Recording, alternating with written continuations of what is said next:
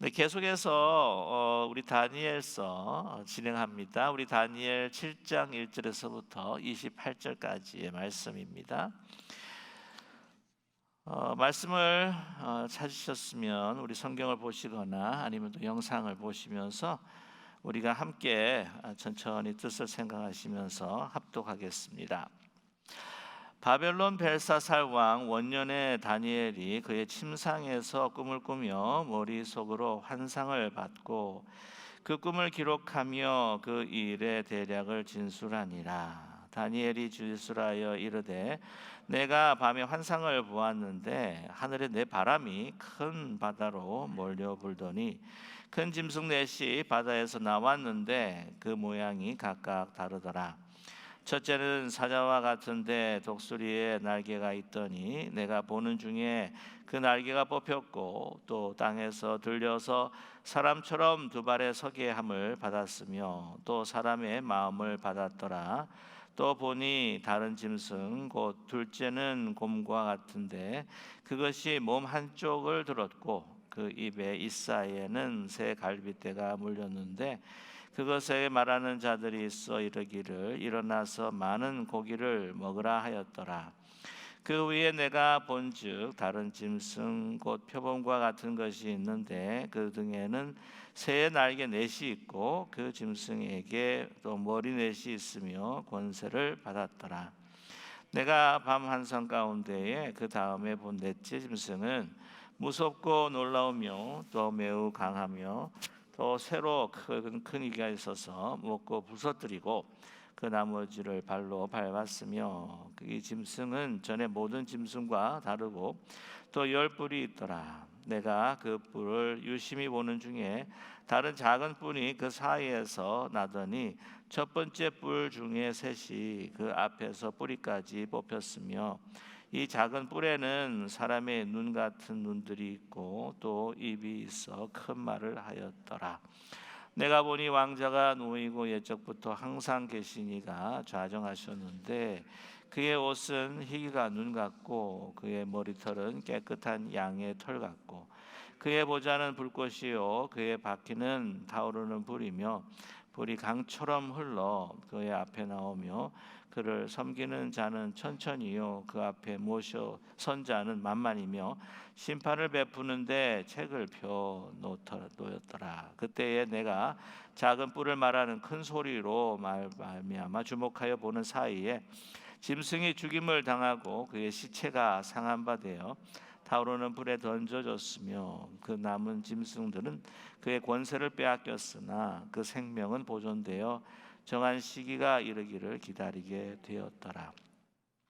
또 내가 본 환상 중에 보니 인자 같은 이가 하늘 구름을 타고 와서 옛적부터 항상 계신 이에게 나아가 그 앞에 인도되매 그에게 권세와 영광과 나라를 주고 모든 백성과 나라들과 다른 언어를 말하는 모든 자들이 그를 섬기게 하였으니 그의 권세는 소멸되지 아니하는 영원한 권세요 그의 나라는 멸망하지 아니할 것이니라. 나 다니엘이 중심에 근심하며 내 머릿속에 환상이 나를 번민하게 한지라. 내가 그 곁에 모셔 선자들 중 하나에게 나가서 이 모든 일을 진상을 물으매 그가 내게 말하여 그 일을 해석을 알려주며 이르되 그 내 짐승은 세상에 일어날 내 왕이라. 지극히 높으신 이 당도들이 나라를 얻으리니 그 누림이 영원하고 영원하고 영원하리라. 이에 내가 넷째 짐승에 관하여 확실히 알고자 하였으니 그것은 모든 짐승과 달라서 심히 무섭더라. 그 이는 쇠요 그 발톱은 노신이 먹고 부서뜨리고 나머지는 발로 밟았으며 또 그것의 머리에는 열 뿔이 있고 그 외에 또 다른 뿔이 나오매 새 뿔이 그 앞에서 빠졌으며 그 뿔에는 눈도 있고 큰 말을 하는 입도 있고 그 모양이 그의 동류보다 더 커 보이더라. 내가 본즉 이 뿔이 성도들과 더불어 싸워 그들에게 이겼더니 옛적부터 항상 계신 이가 와서 지극히 높으신 이의 성도들을 위하여 원한을 풀어주셨고 때가 이름에 성도들이 나라를 얻었더라. 모신자가 이처럼 이르되 넷째 짐승은 곧 땅의 넷째 나라인데 이는 다른 나라들과 달라서 온 천하를 삼키고 밟아 부숴드릴 것이며 그 열불은 그 나라에서 일어날 열왕이요 그 후에 또 하나가 일어나리니 그는 먼저 있던 자들과 다르고 또 새 왕을 복종시킬 것이며 그가 장차 지극히 높으신 이를 말로 대적하며 또 지극히 높으신 이의 성도를 괴롭게 할 것이며 그가 또 때와 법을 고치고자 할 것이며 성도들은 그의 손에 붙임 바 되어 한 때와 두 때와 반 때를 지내리라. 그러나 심판이 시작되면 그는 권세를 빼앗기고 완전히 멸망할 것이요 나라와 권세와 온 천하 나라들의 위세가 지극히 높으신 이의 거룩한 백성에게 붙임 바 되리니 그의 나라는 영원한 나라라. 모든 권세에 있는 자들이 다 그를 섬기며 복종하리라. 그 말이 이에 끝인지라. 나 다니엘은 중심에 번민하였으며 내 얼굴빛이 변하였으나 내가 이 일을 마음에 간직하였느니라. 아멘. 네, 오늘 다니엘 7장의 말씀은 지금까지 있었던 다니엘 1장에서부터 6장까지의 말씀과는 확연히 다른 말씀입니다. 다니엘서 1장에서부터 이제 6장까지의 말씀은 그 문학의 형식으로 보게 되면은 이게 이제 그 내러티브 이야기 서술적인 그러한 문학 장르라고 이야기를 한다고 한다면 오늘부터 이제 7장에서부터 이제 마지막까지 보게 되면 하나의 묵시다, 묵시 문학이라고 그렇게 이야기할 수가 있습니다. 그래서 여기에는 환상과 꿈과 그 계시가 아주 가득 차 있는 그러한 정말 놀라운 그 하나님의 말씀이 이제 기록되어 있습니다. 그래서 이 다니엘은 그 대표적으로 이 묵시 문학의 장르를 가지고 있는 이 하나님의 말씀이다라고 이렇게 이야기를 하죠. 그래서 이 구약에서 이 묵시가 대표적인 묵시의 그 말씀은 이 다니엘 그리고 여러분 아시는 그 에스겔이 이렇게 묵시의 하나님 말씀입니다. 신약에 들어오게 되면 여러분 아시지만 이제 요한계시록입니다. 그래서 이 요한계시록을 보게 되면은 오늘 나왔던 이 네 짐승의 그런 이미지들도 거기에서 다시 재현되고 다시 출현하고 있다고 하는 것을 우리가 기억할 수가 있지요. 그래서 오늘 이 다니엘 7장에서부터는 하나님께서 이 다니엘뿐만이 아니라 그 후세들에게 또 우리에게 보여주시는 그 하나님의 그 역사가 어떻게 될 것인가 하는 것을 우리에게 말씀해 주고 있습니다. 오늘 이 다니엘서 1절에 보게 되면은 이런 말씀이 나오는데요. 바벨론 벨사살 왕 원년에 다니엘이 그의 침상에서 꿈을 꾸며 머릿속으로 환상을 받고 그 꿈을 기록하며 그 일을 대략을 진술하니라라고 이렇게 말씀하고 있습니다. 벨사살 왕 원년이다라고 하면 아직까지 이 바벨론 시대인데 여러분 기억하시겠지만은 다니엘서 이 5장을 보아도 이 다니엘이 그때 당시의 나이가 거의 이제 80 그러니까 80 초반을 넘고 있다고 하는 것을 말씀을 드렸습니다. 굉장히 노년이죠. 특별히 그때 당시 이제 80이라고 한다면 정말 나이가 많은 겁니다. 뭐 지금 같아서 거의 이제 100세와 같다라고 이렇게 말씀드릴 수가 있습니다. 그런데 그가 오늘 말씀 보면요, 침상에서 꿈을 꾸며 머릿속에서 환상을 받았다라고 하는 것이죠. 이것이 이 다니엘이 어떤 사람인가라고 하는 것을 정확하게 보여주고 있습니다. 그는 이 땅에서 살고 있는 사람이지만 그러나 하늘을 품고 있는 사람이요 또 하늘의 그 영, 하나님의 영에 가득 차 있는 그런 사람이라고 하는 것을 여실히 증명해 주고 있지 않습니까? 그리고 오늘 쭉 말씀을 보게 되게 되면은 하나님의 그 역사, 특별히 이 그 종말 그 말세에 어떤 일이 일어날 것인지를 이 환상을 통해서 하나님께 받은 그 환상을 통해서 우리에게 전해주고 있습니다. 이 베드로가 오순절날 그 성령의 강림을 받고 그 정말 놀라운 그 초대교회 그 탄생의 그 역사의 그 시작을 설교로 시작을 하지 않습니까? 그러면서 그 요엘 그 이서의 그 말씀을 인용을 하게 됩니다. 그래서 유명한 말씀이죠. 이제 말세에 내가 모든 육체에게 내 영을 부어 주리니 이 자녀들은 예언할 것이요 젊은이들은 환상을 보고 늙은이들은 꿈을 꾸리라라고 이렇게 말씀합니다. 그래서 오늘 보게 되게 되면은요, 정말 그 성령에 가득 차 있는 하나님의 영이 가득 차 있기에 그는 정말 꿈을 꾸며 또한 환상을 받고 있다라고 말씀드릴 수가 있습니다.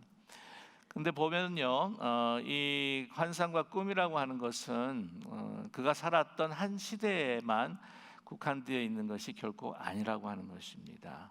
다시 말씀을 드리면 이것은 그 적그리스도 그리고 또한 메시아 영원하신 그 메시아의 그 도래 그 하나님 나라의 그 왕국의 도래에 대한 그 예언의 말씀이고 환상이고 꿈입니다.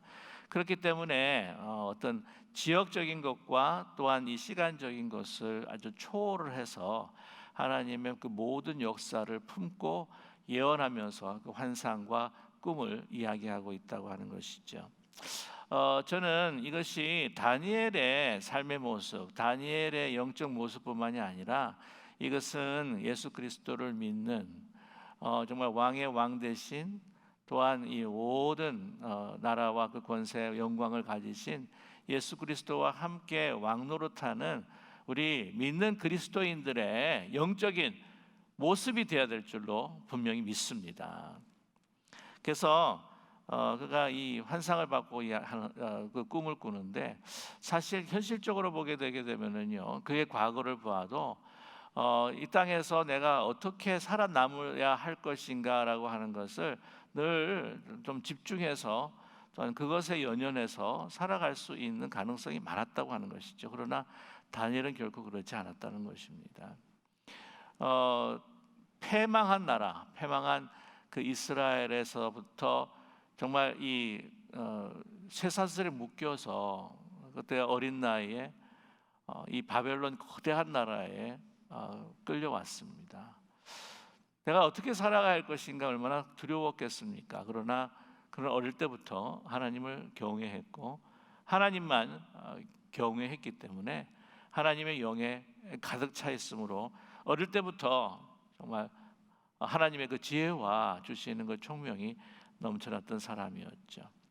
그래서 세월이 지나면서 그것이 변하지 않았습니다. 우리가 그 과거에 이 다니엘서 그 이전의 이야기들 우리가 다 기억하겠지만 하나님께서 그 지혜와 또한 영을 주셔서 정말 그 어느 누구도 풀 수 없는 느부갓네살 왕의 그 꿈을 이야기를 했고 다 해석을 해가지고 정말 느부갓네살 왕이 그 앞에서 절을 할 수밖에 없었고 또 뿐만이 아니라 그 벨사살 왕 그 보고 있는 그 벽에 쓰여 있는 그 글씨의 의미를 몰라서 그것을 해석해 준 사람이었고 다리오 왕 같은 경우에는 자기의 실수로 이제 죽게 된 이 다니엘 막 너무나 노심초사하고 조바심이 나고 너무 걱정이 돼서 막 곡기도 다 끊어버리고 새벽이 틀 때까지 애간장을 끓이면서 이 다니엘이 어떻게 됐는가 그냥 기다렸던 그렇게 그를 만들어 버렸던 이 다니엘이라고 하는 정말 하나님의 그 사람은 이 다니엘이라고 하는 사람은 하늘을 품고 하나님의 그 영이 가득 차 있는 정말 다른 어떤 사람을 경외하는 것이 아니라 하나님만 경외할 때 정말 이렇게 하나님께서 높이 세워주셨다고 하는 것을 우리는 알 수 있다고 하는 것이죠. 그러나 그것에 그치지 않았다는 겁니다. 그는 하나님께서 주시는 그 지혜를 통해서 모든 인류의 역사 그 종말까지 하나님께서 주시는 그 은혜로 그 환상으로 품고 있다고 하는 것을 우리는 볼 수가 있습니다. 그때 나이가 80 초반이었다고 말씀을 드렸습니다. 우리가 그리스도인으로서 보면 이 많은 이 다니엘과 공감을 느끼는데 우리가요 뭐냐면은 우리도 디아스포라 한국인이기 때문이죠. 다니엘도 디아스포라 유대인이었습니다. 우리도 디아스포라 한국인이었습니다. 이 땅에 왔을 때의 이민자로서 어떻게 살아야 할까라고 많은 고민과 또한 걱정과 염려를 아마 하셨을 것입니다. 그러나 우리를 향하신 하나님의 그 뜻은 그것으로 머물지 않는다는 거죠. 땅에서 하나님의 뜻을 이룰 뿐만 아니라 우리는 이 지역뿐만 아니라 온 세계, 하나님의 그 킹덤, 하나님의 나라라고 하는 것은요, 우리가 한 나라만 품는 것이 아니죠. 모든 세계를 다 에워싸는, 그거 다 다스리는 하나님의 나라의 백성으로 이 땅에서 살아가기를 원하는 하나님의 기대가 있었다고 하는 것을 우리가 신앙생활을 하면서 또 말씀을 통해서 우리는 깨닫게 되지 않습니까? 그렇기 때문에 저와 여러분, 우리 현실 속에서 땅에 많은 문제들이 있어요. 우리가 헤쳐가야 되고 이것을 어떻게 넘어가야 할까 우리가 고민도 해보고, 그러나 그렇지 않습니다. 우리를 향하신 하나님의 계획은 정말 자녀들이 예언을 하고 젊은이들이 환상을 보고 우리가 막 꿈을 꿀 수 있는 하나님의 영을 계속해서 우리 가운데 부어주신다고 하는 사실이죠. 그래서 우리는 우리의 삶의 그 지평과 우리의 스케일이 우리 가정뿐만 아니라 우리 교회뿐만 아니라 넘어서서 이 세계에 하나님께서 어떻게 지금 역사하고 계신가를 바라보면서 그 하나님의 그 역사 가운데서 오늘 이 순간 이 지역에 일어나는 일들을 내의 삶을 해석해가면서 우리는 믿음의 발걸음을 주님 앞에 주님을 향하여서 내디뎌야 될 줄로 믿습니다. 그냥 한마디로 말씀을 드리면 좀 우리는요 스케일이 큰 사람이에요. 스케일이 큰 사람이에요. 스케일이 크다고 해가지고는 조그만 우리에게 있는 모든 사건들, 만남들을 다 무시해버리라는 것이 아니죠. 중요한 말이 있지 않습니까? 그냥 think globally, but act locally.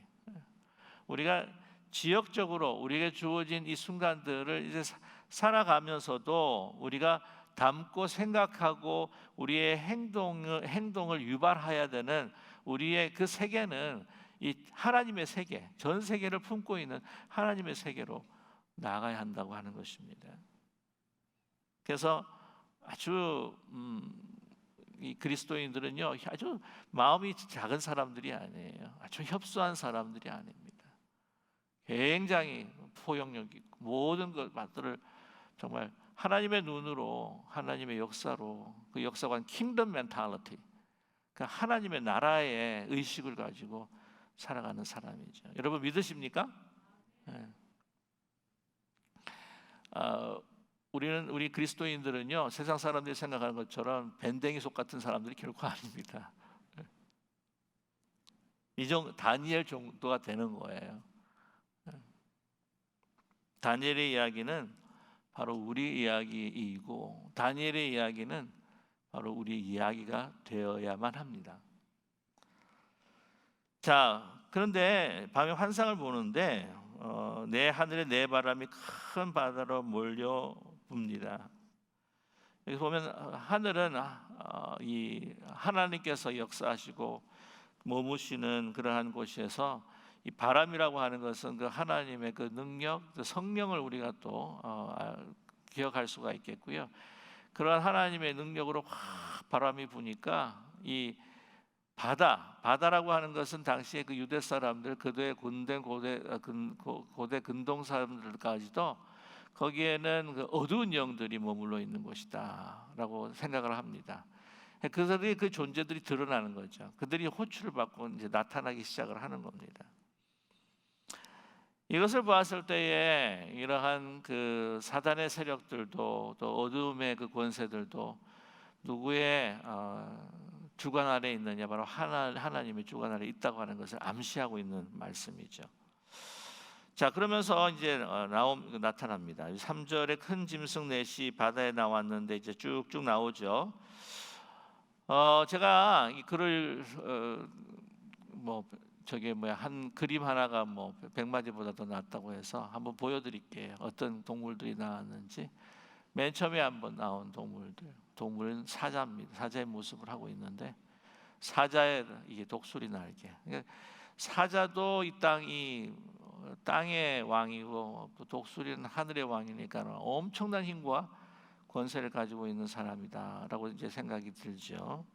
자, 해석까지 붙이도록 하겠습니다.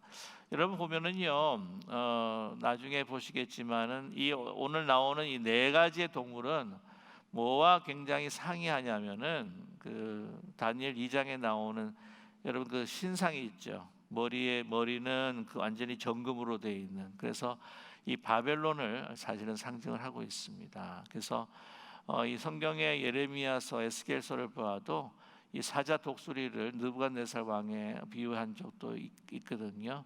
그래서 이 바벨론, 그러니까 이 신상을 보게 되면은 이제 머리 부분에 정금으로 이해가 되는 거죠. 예. 그 나중에 맨 마지막에 총 정리하도록 하겠습니다. 그 그림은요. 감사해요. 다시 돌아가서 보시면은 네, 예. 그래서 잠깐만 우리 독수리 쪽으로, 사자 쪽으로. 그래서 보면은 이 짐승이 이제 사람 모양으로 이렇게 섰다라고 이렇게 이야기를 하는데, 여러분 7년 동안 짐승처럼 살았던 느부갓네살 왕이 다시 사람으로 돌아오는 그거를 비유하지 않았느냐라고 이야기하는 분도 계시고, 이렇게 엄청난 그 파워를 가진 이 짐승이 사람처럼 연약한 모습이 되어버린 이 바벨론의 어떤 패망을 이야기하고 있는 것이다라고 이렇게 이야기합니다. 아무튼 이 바벨론을 상징을 하고 있다고 하는 것이죠. 두 번째 보면은 이제 곰이 나타나는데요.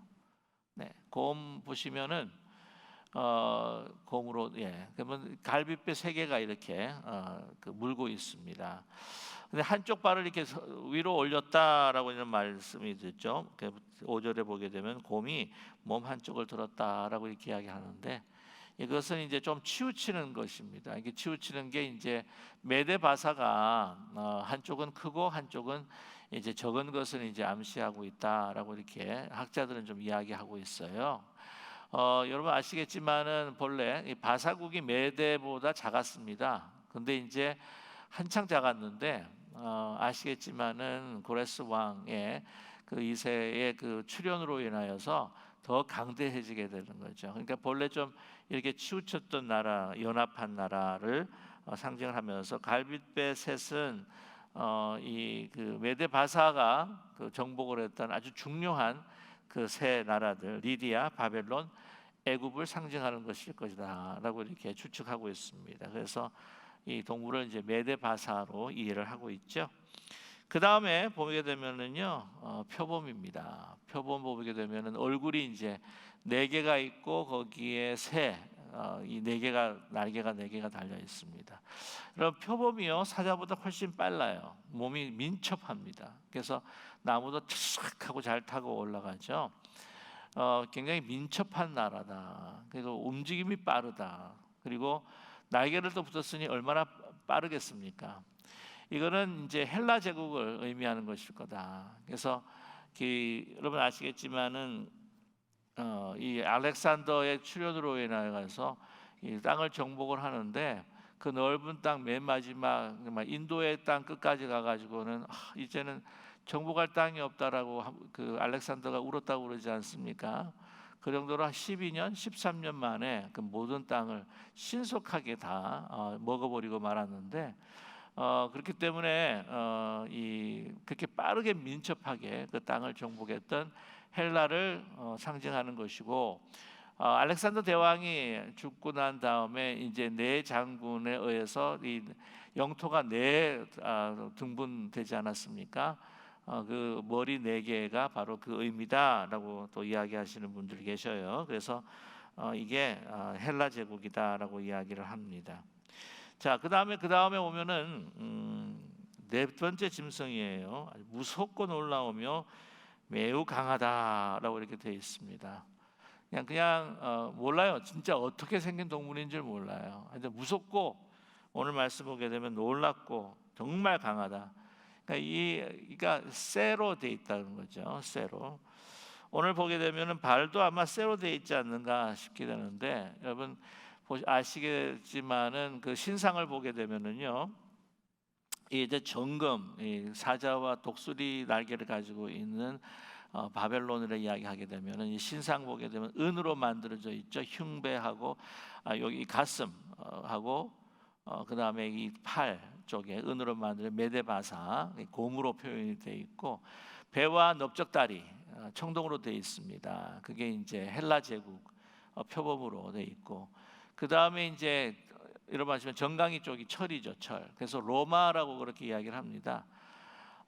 그 철이 그 철 이빨을 짐승이니까 이빨이라 해도 되겠네요. 이빨을 가지고 있는 그런 짐승이 바로 이게 로마일 것이다라고 이렇게 이야기를 합니다. 그리고 이제 열 뿔이 나와 있다. 이게 열왕이라고 그렇게 되어 있는데, 보면은 그 신상에도 보게 되면은요, 이제 신상을 좀 비춰주시면 좀 좋겠는데, 예, 그 신상에 보게 되면은 그 발이 그 진흙과 철로 이렇게 섞여져 있다고 하지 않습니까? 그 10개입니다. 그 발가락이 또 10개니까 이 열뿔이 이제 먼저 나타납니다. 그렇죠? 그래서 열뿔이라고 하는 것은 로마 제국이 이제 무너지고 난 다음에 열 제국으로 열 나라로 이제 나누어지는데, 이 열 나라고 하는 어떤 그런 특정한 나라뿐만이 아니라 이제 로마 이후로 생길 여러 가지, 이제 열이다 그러면은 이제는 많다라고 하는 그 의미도 있고, 또 이 숫자적으로 좀 더 완전하다, 그러니까 모든 나라라고 하는 것을 포함하는 숫자이기 때문에 이후에 일어날 모든 열방들을 가리키고 있다라고 이렇게 이야기할 수가 있죠. 자, 그런데 그 동물로 넘어가 보시면은 그 열뿔이 있습니다. 그래서 이 열 발가락을 가지고 있는 그 발에 그 모습 그 이야기 그 상징하고 있는 열뿔. 근데 그 열뿔 중에서 그 세 뿔이 이제는 다 떨어져 나가 버리고, 저렇게 다른 뿔보다도 더 커 보이는 그 뿔이 이제 딱 하나가 나오는데, 거기에 입이 달려 있고 눈이 보이시죠, 그죠? 네. 그런 동물을 보았다는 거죠. 이게 결론적으로 말씀을 드리면은 이제 적그리스도, 이 뿔은 바로 이 적그리스도의 권세, 그리고 또한 통치다라고 하는 것을 표현하고 있습니다. 네, 어느 정도 그림으로 여러분께 다 설명을 해드렸어요. 그런데 그걸 이제 보게 됩니다.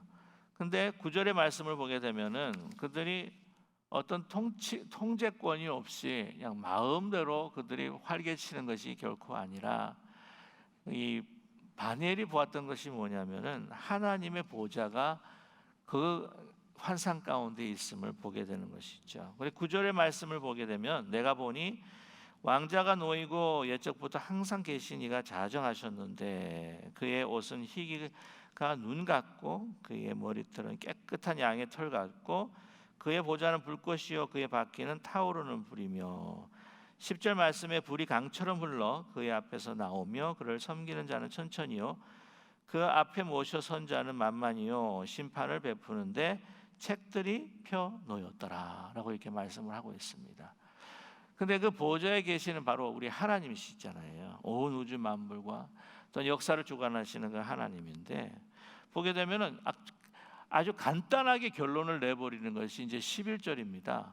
그렇게 무섭고 정말 놀라울 정도로 그렇게 권세를 가지고 있는 그 짐승들인 것 같은데, 특별히 맨 마지막에 나타나 있는 그 짐승은 뭐 다른 새 짐승을 갖다가 다 잡아먹을 것 같은 그런 짐승이잖아요.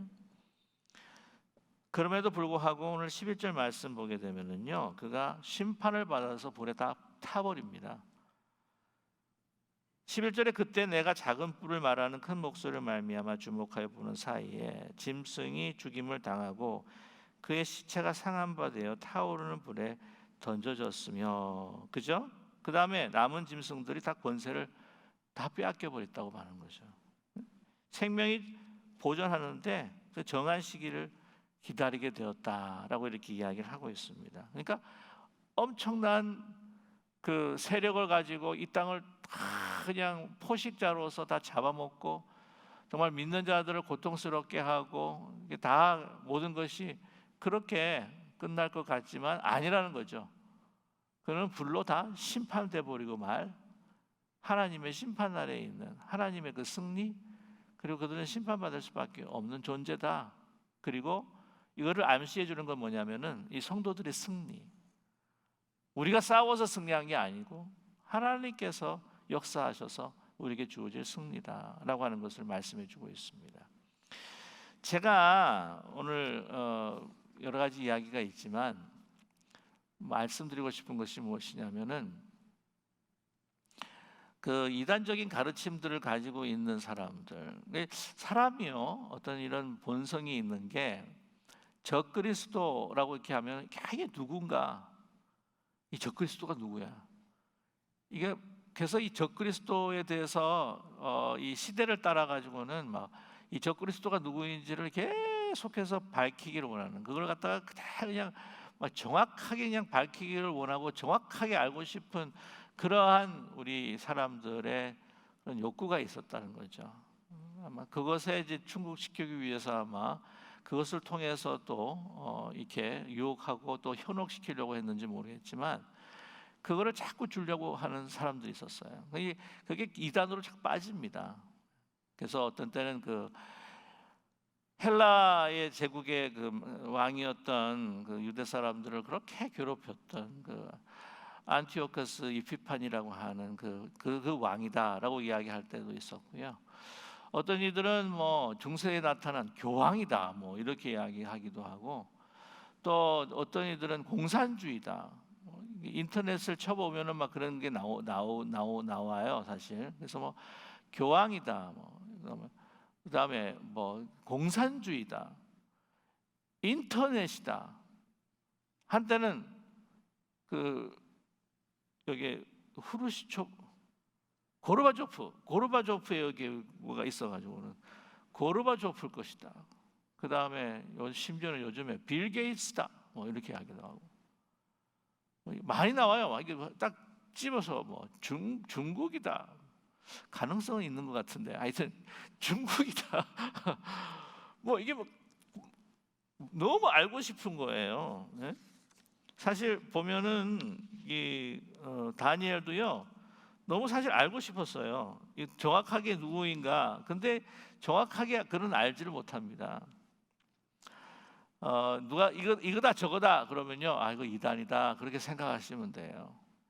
요즘 유튜브에 보게 되면은 이 다니엘뿐만 아니라 요한계시록을 이제 해석하면서 특별히 또 다니엘 네 짐승을 이야기하고 적그리스도를 이야기하면서 막 이거 누구다 막 이렇게 막 집어주는 그런 유튜브들이 있더라고요.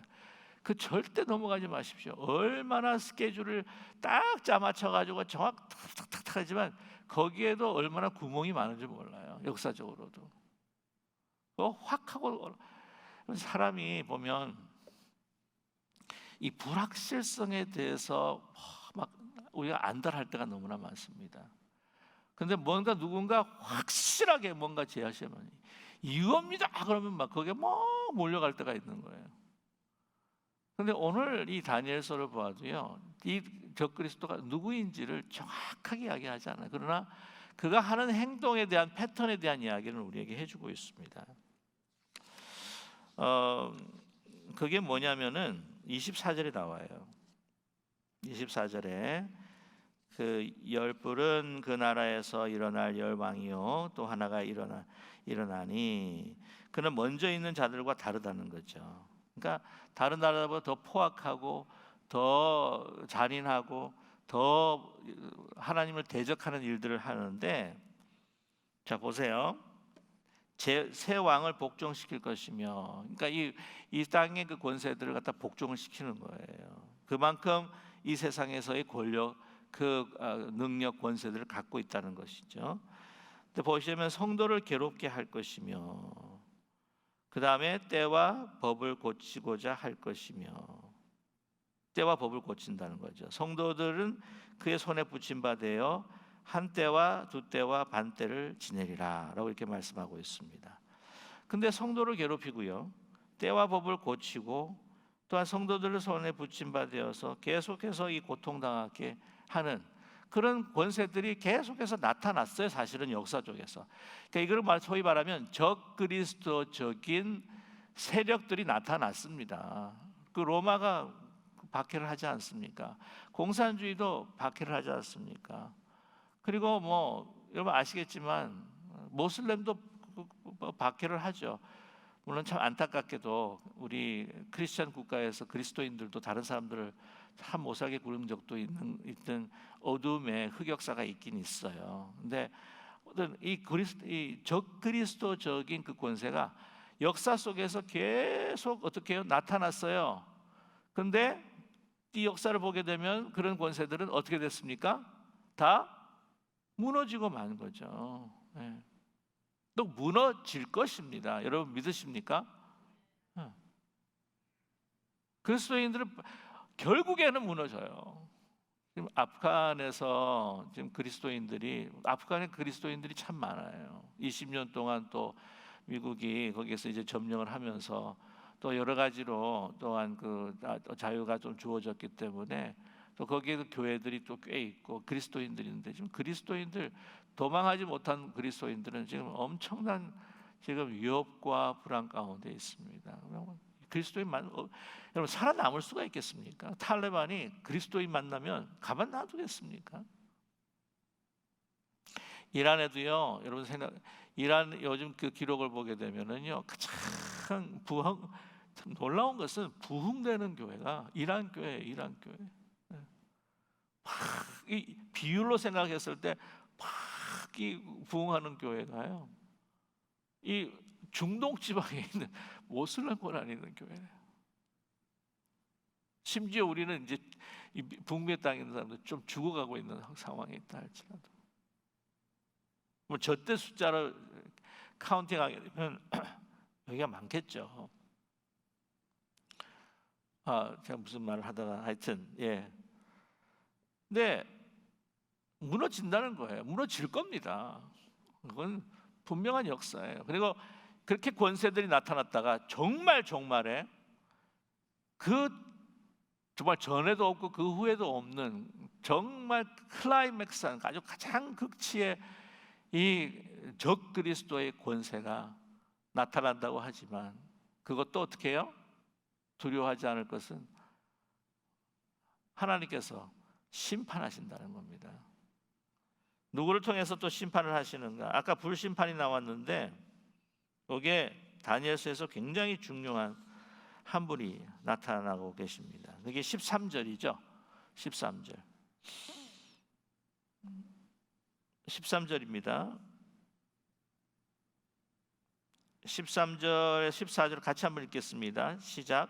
내가 또 밤 환상 중에 보니 인자 같은 이가 하늘 구름을 타고 와서 옛적부터 항상 계신 이에게 나아가 그 앞으로 인도되매 그에게 권세와 영광과 나라를 주고 모든 백성과 나라들과 다른 언어를 말하는 모든 그들이 그를 섬기게 하였으니 그의 권세는 소멸되지 아니하는 영원한 권세요 그의 나라는 멸망하지 아니할 것이니라. 아멘. 이 인자가 누구실까요? 예수 그리스도이십니다. 신약에 보게 되면 예수님께서 자신을 뭐라고 하냐면 인자가 섬김을 받으러 온 것이 아니요 섬기러 왔다라고 말씀하시죠. 말씀하실 때 자기 자신을 인자라고 그렇게 이야기하세요. 이 바리새인들이 화가 나는 게 뭐냐면 그 인자라고 하는 표현, son of man, 영어로는요 소문자를 쓰지 않고 son of man 하면은 대문자로 다 써요. son, 캐피탈 레터로 son of man, 그것도 캐피탈 레터로. 인자는 자기 메시아라는 거죠. 그러니까 막 바리새인들이 또 화가 나는 겁니다. 뭐 하나님의 아들이라 그러지, 뭐 하나님과 나는 하나라 그러지, 뭐 나는 인자라 그러지. 이 인자라고 하는 것은요, 이 메시아닉 텀입니다. 메시아의 용어예요. 그리고 아시겠지만은 구름 타고 오신다 그러잖아요. 구름 타고. 예수 그리스도. 그리고 오늘 말씀에 특별히 여러분 우리가 잊지 말아야 할 것은 오늘 14절 하반절에 말 그의 권세는 소멸되지 않은 영원한 권세요 그의 나라는 멸망하지 아니할 것이니라. 보면 제가 다시 말씀을 드리지만 이 다니엘 7장에서 주는 분명한 메시지가 뭐냐면 그의 나라는 영원하고 적그리스도는 망한다. 우리를 대적하는, 하나님을 대적하는 그 세력은 결국에는 망해버리고 만다. 희망의 메시지라는 거예요. 이거 주었더니 막 그거를 얼마나 많이 강조하고 있는지 모릅니다. 얼마나 많이 강조를 하고 있는지 오늘 이 보좌 옆에 계시는 한 사람에게 이 무슨 뜻입니까? 하고 막 물어보잖아요. 그 대화를 가운데서 그 메시지를 계속해서 반복하고 있다는 거예요. 이 메시지가 계속해서 반복되어 있는데 이건 안 보고 그 뿌리 누군지 이 엄청난 1절에서부터 28절까지 계속되는 반복되는 메시지는 다 잊어버리고 이 뿌리 누구야? 이 뿌리.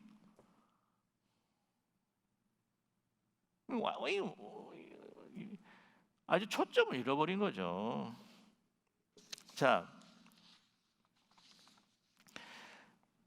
이러한 적그리스도적인 권세들은 계속해서 나타나요. 그러나 무너집니다. 그리고 무너질 겁니다. 결국에는 이 적그리스도적인 그 세력보다 그보다 한층 더 무섭고 한층 더 잔인하고 한층 더 그리스도들을 괴롭힐 여러 가지 모습으로 어떤 물질주의, 어떤 우리 향락주의, 여러 가지 혼합주의, 그걸 사용해서 오는 어떤 우리가 이 사탄에 보이지 않는 너무 큰 권세, 적그리스도의 권세가 종말에 나타난다 할지라도 우리가 두려워하지 않을 것은, 우리가 생각해야 될 것은 그보다 더 크신 하나님께서 예수 그리스도를 통해서 그들을 격파시키시고 우리를 구원에 이끄셔서 우리로 하여금 하나님의 그 백성, 천국의 백성으로 주님과 함께 왕노릇하게 하실 것이다 라고 하는 그 믿음, 여러분 그 믿음으로 오늘도 담대하게 살아가는 저와 여러분 되기를 간절히 소망합니다.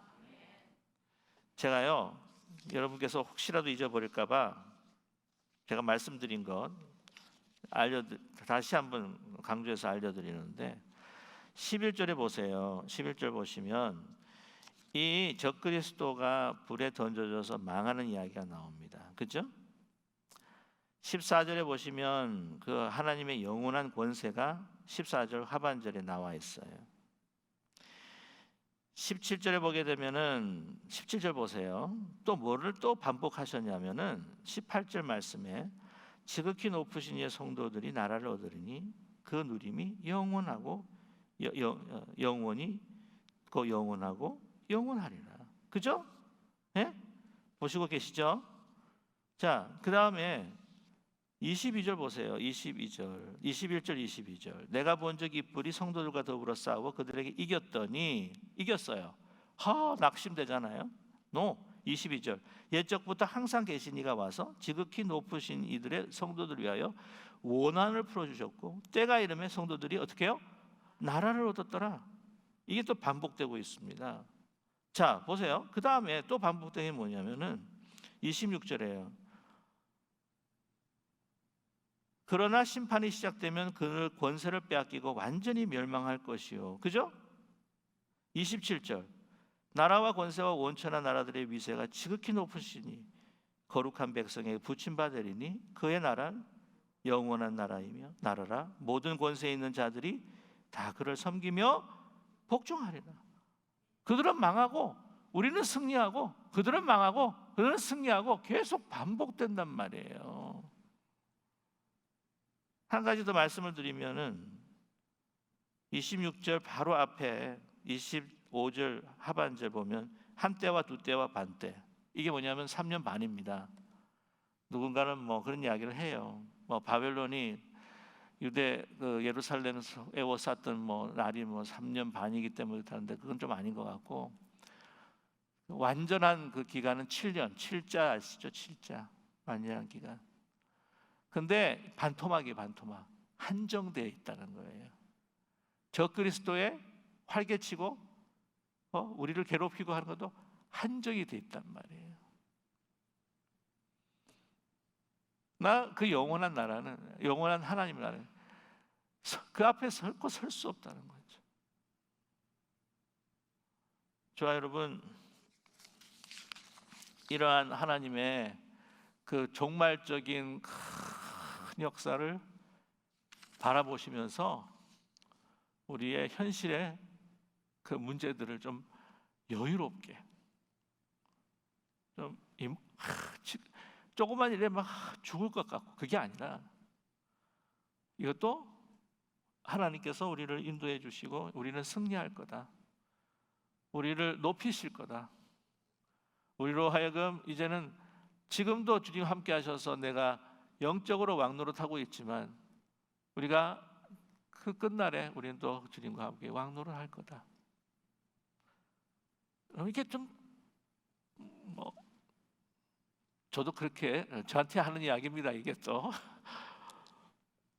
이게 좀 킹덤 멘탈리티, 종말적 역사관, 좀 크게 보면서 조만한 여러 가지 이 땅의 일들을 근심 염려하지 말고 여러분 담대히 넉넉히 여러분 나아가서 진보하시며 승리하시는 저와 여러분 되시기를 주님의 이름으로 간절히 축원합니다. 기도하겠습니다.